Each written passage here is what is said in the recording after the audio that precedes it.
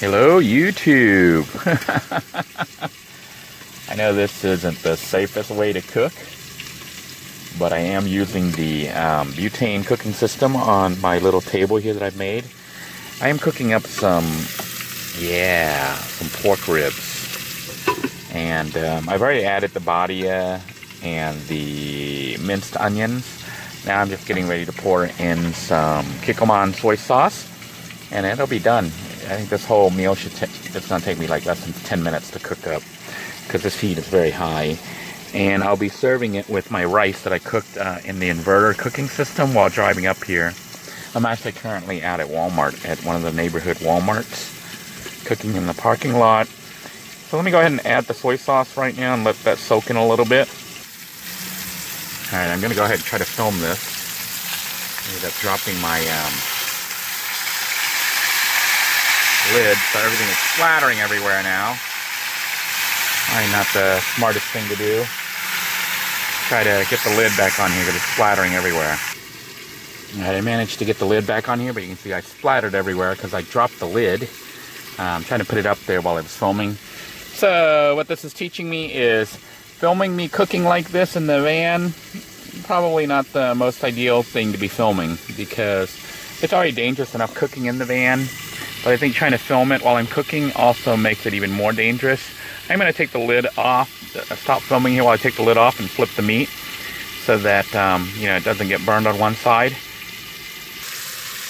Here then is what my ribs look like as they are cooking up. Just want to point out that you'll notice I try to keep my my frying pan away from this area, which is the butane canister, because see, heat will come up from the fire, heat up the pan, and it can, where it hangs over the butane system, heat would bounce back down into the butane canister and could possibly cause it to explode. Yeah, you really shouldn't have anything overhanging there when you're cooking, because the heat will bounce back. So I may need to get a smaller a smaller frying pan to use on this system, or always keep it like this where it's not directly over it and bouncing heat right back in.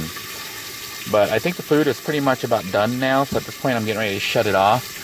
I do question whether or not it's going to end up putting smoke and soy sauce all over my my ceiling here. I know the people out there in the other cars driving by are wondering what the heck I'm doing. I don't know if they know that I'm cooking or not. The people are parked around me watching me as I do this. Yeah, that looks pretty good, doesn't it? I know it certainly smells good. I'm going to go ahead and flip the meat a little bit more and just make sure it's thoroughly cooked, and then we'll go ahead and put together a serving and show you what it looks like. Alright, I flipped it and stirred it up, and it's looking really, really good and smelling great. I'm going to go ahead and shut off the heat and let it simmer a little bit. So to do that, I'm going to flip the switch up, turn that off, and just kind of let it cool down a little bit. So the heat is off, the frying pan is cooling down. I'm going to go ahead and get my rice, which is here on the I know it's a mess back here. The inverter cooking, you can see the rice is fully cooked in there. So I'm going to go ahead and prepare a plate, and we'll go ahead and put together our serving. Just for follow-up here, I had to let you guys know I did have to wipe all this down. Oil splatter was everywhere. So, seeing how much oil splatters when you are cooking in the van like this, with this little table here, I don't think it's a good idea. Oil is just getting everywhere. Although, something like this could be used to heat up water or cook up the rice in an emergency. But for frying things, you definitely need to put a lid on it all the time, because oil will just squirt everywhere. I don't know. I don't think I got any on my dashboard. And if I did, it would just look shiny. But this is something I don't think I'll be doing a lot as far as cooking up here like this, other than heating up hot water real quick to make soups or lo mein noodles or ramen noodles or something.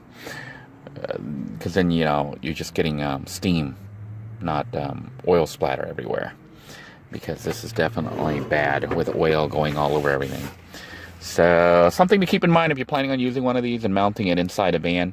I think it'd be just as bad if you had it mounted in the back of your vehicle and you're trying to cook in a vehicle. It's just going to splatter everywhere. So, you need definitely to keep lids on it, to keep it under control. Let me go ahead and get my rice, and we'll go ahead and put together a serving. All right, by the way, some of you seem to really enjoy my pepper sauce last time, and were wondering what kind of pepper it is. I did find the package. It says green finger hot peppers from Thrifty that I bought for $1.26 for a packet. And I know they look orange now. They're turning red, but when I've got them, they were all initially green. I guess they turn red over time. So I did wash them all, and I'm getting ready to cut them into little tiny pieces, and then I'll be adding lemon and fish sauce again. Alright, here then are my sliced peppers. Now it's just a matter of squeezing in some lemon. Got some lemon juice here. I think I just use it all up. I go through a lot of lemon. But it's really good to use lemon because it's got like vitamin C. That might be one of the reasons I don't get sick that often, is I do use a lot of lemon in my sauces, my pepper sauce. And now we're going to put in some Lucky brand fish sauce. Give it that salty taste. I think that's enough fish sauce. And our pepper sauce is done. Now it's just a matter of getting the food out and serving it. Here then is currently what I'm having for dinner, which is pork ribs. I paid like $2.70 for the packet. You can see I have all these ribs here, as well as some leftover here, which I may have saved for later. And also my pepper sauce. This whole meal probably cost me about $3.50 to make. So a little bit expensive, but really it's about 2 meals. So you're looking at about under $2 per meal. And what you get is rice with pork.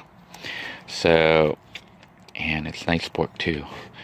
You could probably do something like this if you want to go cheap, using Dollar Tree pork, which I might do an episode with showing that. This pork was $2.70. So I grabbed some pepper here, pepper sauce, and I know some people eat like a lot of pepper at once. I usually only take like 1 or 2 little slices like that. You know, I like things hot. I'm not crazy. I don't like take a mouthful of peppers. So I take a little bit of pepper sauce, a little bit of the sauce itself, the liquid, to give it some salty taste, and let's do a taste test.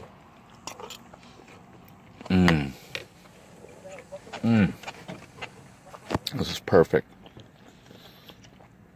The pork is cooked, but not overly cooked. You see it's white. That's how you can tell pork is done. And a little bit of fat on the pork. So it's got that, I guess that's fat taste, which is really good. And I know some of you think I should use a knife, but, you know, why use a knife when you can use a spoon? Okay, I'm going to grab some more pepper sauce and the pepper itself, put it on there, and take another bite.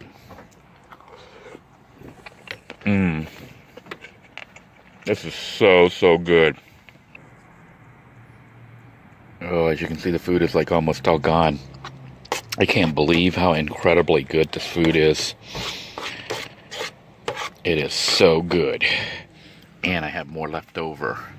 I probably could have split the pork ribs up a little bit more instead of eating so much, but I wanted to pig out because it usually tastes best when it's freshly cooked.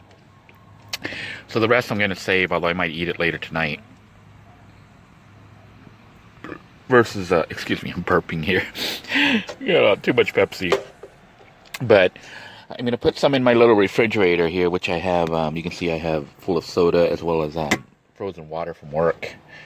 So I'm going to go ahead and eat the rest of it probably later tonight, so I won't be hungry at all tomorrow morning. But I want to point out my $1 Cooking with Denoy Food Challenge. Hobbs Ventures has gone ahead and posted his video, as well as put out the challenge to viewers of his channel. So some of those people have submitted their entries, so look forward to those. I am going to be linking a couple of them that I have so far, so check for them at the end of this video. They are going to be linked, and you can click on them and they are fantastic. You know, it just shows you what you can do with a little bit of creativity, with some thinking, and even using like free food, free condiments and things like that you can pick up from the store. So check out these videos that are going to be linked from this video. They are fantastic, and it basically feature stuff that I never thought of doing. All right, just having a hard time picking this up here. Maybe we can see it like that. I did try to find the videos to link for the people who entered the $1 budget cooking challenge. And I know I had at least 2 entries. One of them was from Semi-Living, who was referred by Hobbs Adventures, or Hobbs Ventures. I keep saying Adventures. Hobbs Ventures. But there was another entry that was made by another YouTuber, another person here that was pretty cool for another breakfast. If you could resubmit your stuff and provide the link for that episode underneath the video where I do the $1 challenge, it'll help me to find it. What's happening, I think, is people are sending me links under different videos and stuff, and then I can't find it. Because I'm usually on the phone, you know, working mostly off the phone, not on a computer laptop and stuff where I can save links and whatnot. So what you want to do is submit that. But this is their cooking challenge, their $1 breakfast challenge. And you can see it looks pretty delicious. It's actually $1 or less, I think, and it serves 2 people for breakfast, and it looks like a very filling breakfast.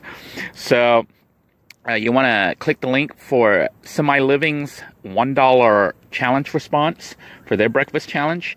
As for the other person, please resubmit your entry and post a link to your entry underneath my $1 breakfast challenge, which I'll go ahead and post the link back to from this video so people can find it. So until next time, everyone, thank you for joining me. I hope you are staying safe and eating well. Take care, everyone. Have a great day. Bye-bye now.